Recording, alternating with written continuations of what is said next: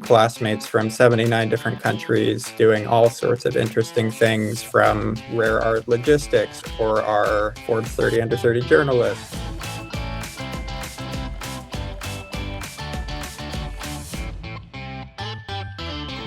Hello, everybody. Welcome to another episode of the best MBA podcast in the world, Get to B School. This is your host, Drex, and I am thankful that you're here. I'm grateful. I'm really happy that you're with us. Hope you're doing well. Hope things are going well in your corner. Things are bustling over here. It's summer. We are loving the energy in the air. We're getting the new cohort of students coming to Evanston, and it's a lot of fun. Just a great group of people coming in. We miss the people who left, but that's the beauty of kind of holding over year to year is you get to see a great new bunch every time. So excited for the people coming. Hope you're doing well in your corner. The episode this week is fantastic. Alec Cutler is coming to us from INSEAD. He is, he's not I want to say he's my brother-in-law, but he's not. He's my sister-in-law's brother. Whatever the technical term is, he's intimately, distantly related. How about that? I think the world of Alec. He is one of those people that every time I check in with him, he's doing something awesome. He is in control of his world, and I admire him for it. He shares great tidbits about the MBA, about the global MBA, and about his perspective and experience so far. So grateful to him for coming on the show. The same call outs for me. If there's anything we can do for you on our end, please reach out. Please let me know. We want to help. If there's anyone that you know who should be on the show, or if you should be on the show, please reach out. And third, I want to take a moment to thank our official sponsor for the episode this week. Get to B School is brought to you by GiftFlow. GiftFlow is a platform built for those professionals who want to send cookies or coffee to their customer base. Check out getgiftflow.com, and we're grateful to them for their support. And now let's get to the good part with Alec Cutler.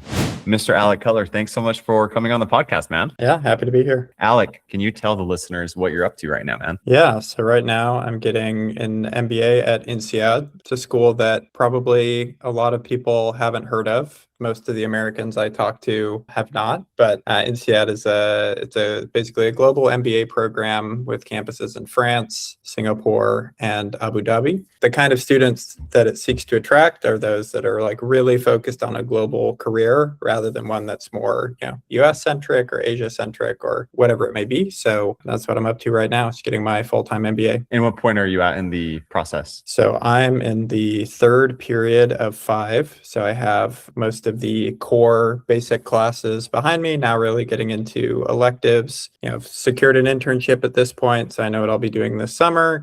So just starting to do a lot more thinking about what's that going to look like full-time. How am I going to specialize through my electives and the rest of the year? What's the internship? So I'll be doing a general management internship at a company called Amphenol. My internship will be based in the US because that's where they're headquartered, but it's a global company, much like INSEAD. It's a very significant institution, but not one that many people have heard of. So when you get a second, look up Amphenol. You'll realize that they're much bigger than you think they are.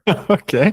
Is it one of those companies where it's like we've touched their product 5 times an hour and we don't even know it or something? Yep, exactly. Basically, they're the major producer of anything to do with electronic interconnect. So they create, the sensors, receivers, wiring, cables, fibers that connect, almost any electronic thing from your car to AI data centers to airplanes. All right. Well, that's going to be fun. Where are you're going to come back to the US then for the summer at least? Where are you going to live? So we will be in Western Connecticut, about an hour outside of New York City. Ah, fun. Very fun. Ooh, Connecticut.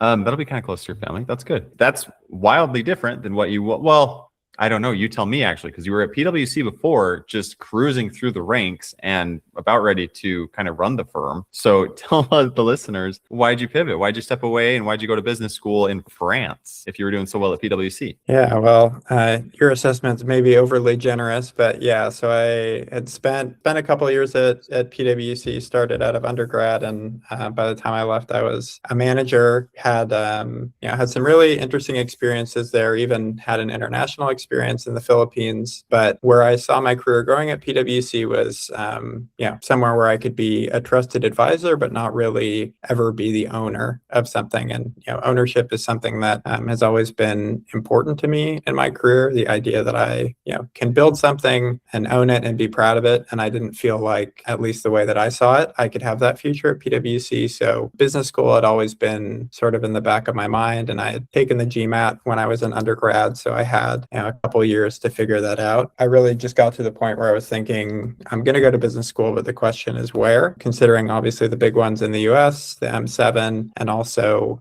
the ones in Europe. INSEAD and a couple of schools in the UK were at the top of my list, specifically London Business School. But due to an unfortunate change in their visa rules, I couldn't bring my wife with me if I went to the UK. So INSEAD really became the only super prestigious option outside the US. And since my wife and I are interested in continuing to live internationally, it seemed like the best place for me to end up. Oh, man. Okay. Tell the listeners what INSEAD might expect that's different from what, the M7 or any of the top schools in the US might expect in an application. Yeah. So beyond the, sort of prerequisites of, top tier GMAT, an impressive CV, the thing that really stands out to INSEAD, there's two things that I think separate INSEAD from other institutions. It's one, their focus on business as a force for good. People probably don't know this, but INSEAD was actually formed right after World War II, on the basis that there needed to be more organizations in Europe where like a pan-European community could come together, solve problems, learn, and create basically like an integrated Europe from a commercial and business perspective. So since the founding of the school, it's been very focused on creating global ties through business and trade to create a more prosperous world. So that idea of business as a force for good and showing how you've done that throughout your career is definitely something that you'd want to highlight in your CV, whether it's through your work experience or through the things you do on your own time. The other thing that's really important to INSEAD is really highlighting why a global career and why a global network and why going to arguably the most global business school is something that you've been preparing for. Like, how has your life up until this point prepared you to thrive in this environment? No shade to anybody, but right, like if you grow up and spend your entire life working in the tri-state area of Kansas or something, it may not be as compelling a story as somebody who's lived in different places all over the world. That being said, if you've had a very US-centric or some other country-centric experience and you get a chance to do a study abroad or you get a chance to do something that shows you're expanding your horizons, I think that goes a long way for INSEAD. They're just looking for people who can be leaders of global organizations. And I think you need to demonstrate that through previous experiences where you've shown cultural agility, you've shown adaptability, you've shown the ability to work with people from other countries in a successful way, whether that's an LDS mission or something else. Yeah. You just need to show that you're a globalist, right? You're not invested only in your country's well-being, but you want a more integrated and global world. Okay. Again, another helpful tidbit, because I think the initial reaction for people who are likely going to spend their lives in the US is INSEAD sounds awesome. These European business schools or these non-US business schools sound awesome as an adventure and then come back. For me, it'd be like, oh, what a great way to go live in Europe for a year or two and then come back to the US. But that's not who they're looking for. It's not supposed to be that way. It's supposed to be for someone who wants to have a global impact or a global lens through their career, is what it sounds like. Yeah. And that being said, there are still people who come and go back to the US, but keep in mind that INSEAD's brand is much stronger outside the US than in the US, right? Like, anyone in the US is going to know what Harvard or Stanford or Wharton have to offer. You say INSEAD and they go, huh? So, Okay. if the people that really matter, they'll know, right? People at the highest levels of organizations. After Harvard, INSEAD has the most Fortune 500 CEOs of any business school. Just throwing that out there.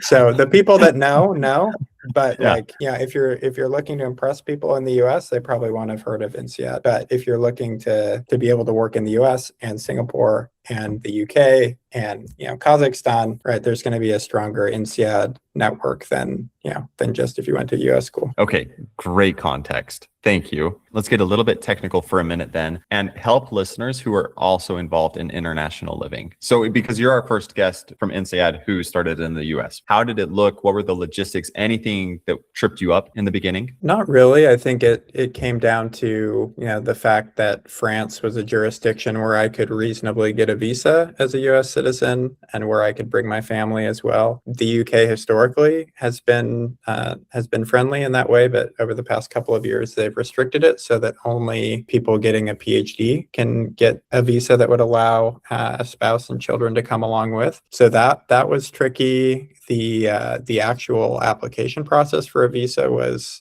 also very tricky, just from the perspective of, in the US we think of ourselves as being very efficient, and we think of the government in the US as being very inefficient. So now put yourself in a situation where you're trying to have two governments interact with each other, and one of them is even less efficient than the US. All sorts of documents that I had to print, find, request, took them to the French embassy to get my visa, and they said, these are all the wrong documents. We actually, even though it's not on the list, we want these other ones. Eventually we got the visa. Now that we're in France trying to get our rights as residents, it's a whole other thing. For example, to get basically any document in France, you have to provide them a birth certificate that was printed within the last year. No way. Wow. So with the reason behind that is because in France, apparently they update your birth certificate with like your marital status and like all sorts of things. So it's common for them, but they couldn't believe that my birth certificate was printed the year I was born. It just blew their mind. Say the whole thing with me. What kind of a certificate? A birth certificate, people. Man. Exactly. Interesting that you've talked about the visa. Was the visa the hardest part, with just the logistics, the hardest part of getting to INSEAD? I would say so. Beyond, if you're not considering the preparation for the GMAT and all the other, hoops you have to jump through to get ready and apply for business school. The visa was the biggest thing. I sort of took a, shortcut or cheated when it came to housing. I just booked an Airbnb for a year instead of going through the local process because I just wasn't willing to go through that rigmarole. They want you to, though. Yeah. Their idea is you hire a French agent, you interface with French landlords, you sign a 1-year contract, even though perhaps you're only going to be in France for 6 months of your degree. So it's the whole, figuring out how to sublet, and Airbnb was just a much smoother way to go. Okay. Pro tip. That's great for the listeners. Then there are a couple of there's like a language thing, and I think it's been discussed, so you don't need to go to at length, but you need to know, is it 3 languages? Up until this year, it was you had to be fluent in 2 when you start, and you had to learn a 3rd while you were there. Now that 3rd language requirement is gone. So you just need to be fluent in 2 languages, but it's not enough just to say you're fluent. You have to basically pay to take language tests when you get to INSEAD. So that was an extra couple $100 out of pocket. Just continuing to pull out your credit card for all of these application fees before you even get to pay these drastic tuition amounts. I'm so sick of it. So sick of it. Okay, you've been good to go through a few of the technical logistics. It's just, you're doing something that not a lot of people do at all. Thank you. It is fascinating to hear the technical aspects. Let's go to just kind of more of the experience. How has it been? Are you grateful that you did do it and didn't go to one of the US schools? Is it what you expected? Yeah, when considering INSEAD, I was thinking about a couple things, the network, the academics, and the job prospect. So from a network aspect, I think it's definitely delivered. I've got classmates from 79 different countries doing all sorts of interesting things, from dozens of MBB consultants and bulge bracket bankers and PE, the usual suspects you see, to people who are in rare art logistics or are Forbes 30 under 30 journalists or whatever it may be. So it's a really interesting mix of people that you'd be unlikely to get, especially during this administration at a U.S. business school. So no further comment on that, but I think INSEAD's location in France and its multiple campuses lend itself to you meeting people that you would have never met otherwise. And so far, I've been very impressed with most of the people that I've met. How is it hanging out with them? Like in class, that sounds amazing. Has it been fun to be more social with them as well? Do you Do you hang out a lot? What's it like outside of the classroom? Yeah, so I am a bit more of a introvert compared to my classmates. I think I've been surprised and frankly impressed by the volume of alcohol and cigarettes they're able to get through in a short amount of time. Yeah, in the times that I have spent time with my classmates, I found it to be maybe not frictionless, but very, very interesting. So, challenging assumptions. Sometimes a conversation can start off on the wrong foot based on a comment that, if I made it in the US would get a chuckle and here it gets a stare. Interesting. Yeah, but ultimately I think every conversation sort of leads me to break down a little bit, stereotypes that I had or assumptions that I feel any reasonable person would have about a given topic, whether it's the world economy or the US government or whatever it may be. Like I find just through these casual conversations that I have my assumptions challenged, and I think that's a really healthy thing. And it's also really fun playing on soccer teams with people from all around the world. I think, the quality of soccer here is probably superior to what you find at a US business school, which to me is important anyway. From a social aspect, it's been incredible. I need you to join an intramural team. Quick sidebar for the listeners. Alec invited me to his intramural soccer team our freshman year at Brigham Young University. And Alec, you didn't invite me to your intramural team the second year. I don't know what happened. Is it because I was the goalie and I hit the ball into our own net in the last game of the season? Is that why? I think I just realized that it was a better tactic for me to recruit people that played soccer rather than people who were my friends. Learned that lesson after a season that's whatever the opposite of undefeated is. Well, it was fun for me. So, okay, sorry. I got us off track there. So you were just talking about network. In classroom, that's been awesome. Outside of the classroom, interesting, challenging, rewarding. That's great. How about those other two, the academics and the job prospect? From an academic perspective, I think, and I think this is a product of the fact that I've just been going through the core classes up until this point. I think if you ask me this question again at the end of the year when I've had the chance to do electives, my answer may be different. I found that the quality of the class, in some classes, it was fantastic, even better professors than I'd had at undergrad. And in other classes, you could tell that, the professors weren't all that happy that they were teaching, a core subject rather than their super niche research topic. Like in any university, the enthusiasm and quality of the professor highly determines whether or not you enjoy the class. Yes. So some of my favorite classes so far have been organizational behavior and financial accounting, which if you told me that ahead of my degree, I wouldn't have believed you. But okay. Great. Good for you. Happy for you. But I think, as I get into electives, I see that the professors are more engaged, bringing more relevant topics. And, it's also allowing me to personalize, my learning a little bit and focus more on the things that I think I'm reserving judgment when it comes to the academics. Up until this point, I thought they'd be more rigorous, but we'll see as we get into a little more specialized topics. In work and in school, sometimes you'll find those people that like to say things are busier than truthfully they maybe are. I had this one coworker who would always tell us that he was working until like 1 or 2. And what he wouldn't tell us that I cracked out of him once is that he stopped working from like 5 to 9. There's a glamour of the hustle that maybe doesn't merit the true weight of the hustle sometimes. But you're saying, things aren't that rigorous in the classroom setting. From the perspective of like intellectual rigor, definitely not. I think the thing that makes INSEAD challenging is the fact that you're compressing a 2-year program into 1 year. So while all the classes aren't necessarily exciting to each individual, you have so many going on at the same time that you do stay busy. So on any given day, you can have between 3 and 7 hours of classes, and then homework for the next day, group projects. And because of the compressed nature of the schedule, you sometimes have classes that are, you'll do an entire class all day Saturday, all day Sunday, and you're done. So it's definitely busy. But the intellectual rigor and like leaving that busyness with a feeling of, wow, I'm really like a better scholar, or like I understand that better, really depended from class to class. That strikes such a chord with me. I feel the exact same way. Agree 100%. Let's just to close out the 3 job prospects. You haven't done your internship yet, but you said that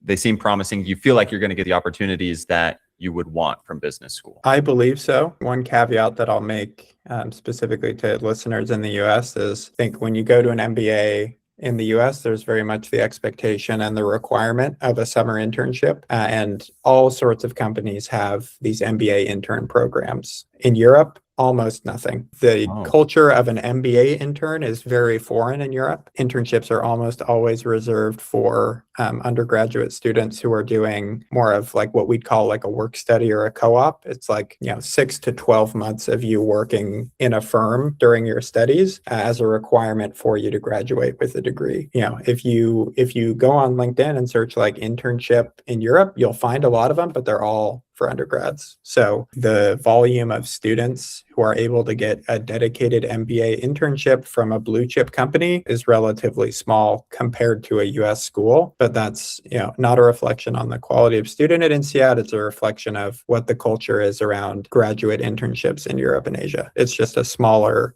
pool. Okay. Interesting. So does that increase the competition and maybe the cutthroat aspect in class? Yeah, definitely during the first two periods, there was a sense of if you get this internship, I don't get one. If somebody's starting to get a lot of interviews and somebody's getting none, there's a lot of emotion tied to that. And it's still an ongoing process. I'd say at this point, probably 20% of my class have internships for the summer, maybe a little bit more, but it's still an ongoing process. And at least in Europe, you kind of have to be a hustler. You have to network a lot. You have to target smaller companies. And this is just for internships, not for full-time, but you have to target smaller companies, see if they'll create like a summer project for you. But it's not a guarantee that if you go to the top business school in Europe, you'll have a summer internship. You still have to fight for it. Interesting. That's such helpful context, and context that for whatever reason doesn't always come through when you're considering business school. So thank you. That's great. So you've mentioned soccer a few times, and I know that you love soccer. What's going on? You possibly had some aspirations for a soccer career. Not, I guess, maybe playing. Tell the listeners what's going on. Yeah, 15-year-old me would have told you that I'm going to play professionally. 27-year-old me, in my current shape, has no future in that arena. But one of the things that I was really curious about when coming to Europe was the possibility of leveraging my business experience to go into a football organization and create some value there. A lot of football clubs in Europe, or soccer teams, depending on who you are that's listening, exactly, have been run for a long time, almost like a community organization or a family business, where in the last decades we've seen a lot more interest from private equity, a lot more shift from them being community organizations to profit driving organizations for the local city or country. So I've been exploring that. I've had the opportunity to chat with some really interesting people who are in leadership positions at Premier League clubs. I was able actually to just through cold outreach, no mutual connections, get in touch with a guy who's involved in the Premier League and other European leagues, and he's started to create connections for me in clubs where he has some friends. So it's really been an interesting thing that I've started to explore. The dream would be to either work at a club or own my own club someday. So I just need to pick, do I want to be fair, you can buy a club in a lower division for like $100,000 or something, right? With all their assets. It doesn't mean it's a good investment. Most of the time it's not, but it's something I love. So it's something that I'm going to spend a lot of time exploring while I'm here, trying to visit different clubs and talk to different people to figure out if it's really as exciting as it seems, or if it's, a day job with a different brand slapped on it. So that's still something I'm looking at, but actively creating inroads into an industry that is very walled, let's say. But you're seeing success. That's so great. I almost didn't ask just because I knew that you already had your summer lined up and it wasn't soccer involved. So, okay, man, stay tuned for this. That's exciting. I'm glad. Yeah, something to think about full time. So we'll see what the market's like in the football world, but it's definitely one of the things I'm keeping on the back burner. Cool, man. All right, let's go to the next. What are you just loving about business school, or even just your life right now? You're living in France. It sounds awesome, sounds romantic, and then change that to some advice for the listeners. As far as the highs go, I think the excitement around what's happening in the business world right now, specifically with AI, and having the opportunity to be in a period of life where I can actually step back, dig into it, or the pressures of a day-to-day job would maybe prevent me from spending time in that. Having that space to actually learn about the most bleeding edge things on my own time has been a real high for me, as well as just meeting so many interesting people that like I really plan on staying in touch with for life, which is a cliche thing, but thing that holds true, I think, for a lot of people who take a break to do an MBA. Absolutely. What was the other highs? I think being in France definitely has its benefits. For me, that's primarily quick access to the UK, so I can go watch soccer and eat good Indian food.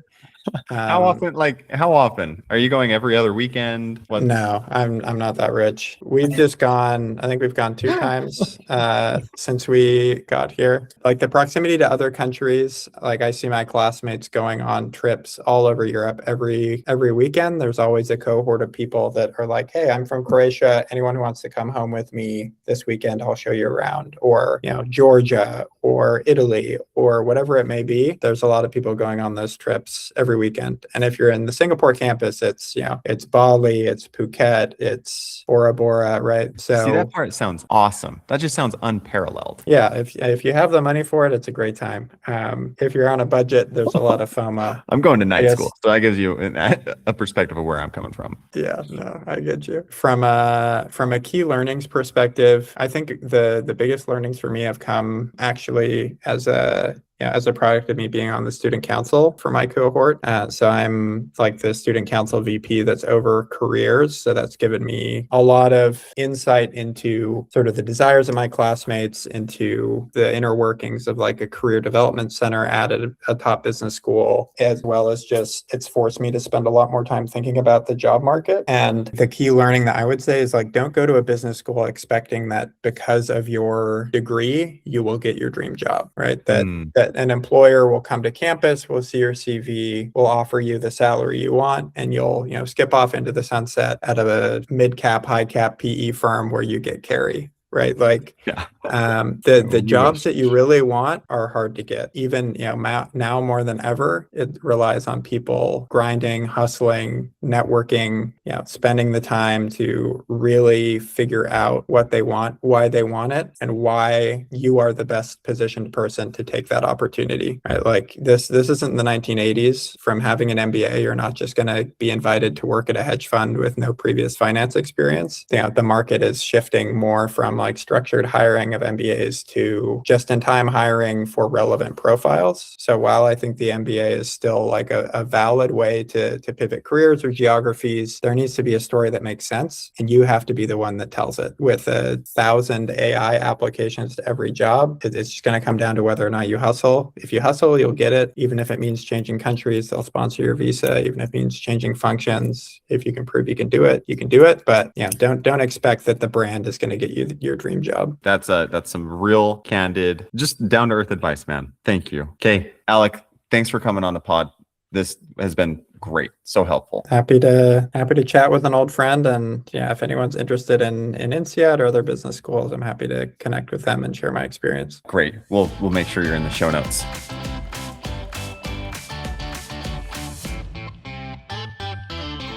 What are you doing with the rest of the weekend? Rest of the weekend, going to be celebrating my birthday that was on Monday, but Katie had a friend here, so we're celebrating this weekend anyway. Happy birthday. I feel like a jerk. Yeah, it's okay. You are, but I'll let it slide. I don't know what your birthday is, Drex, so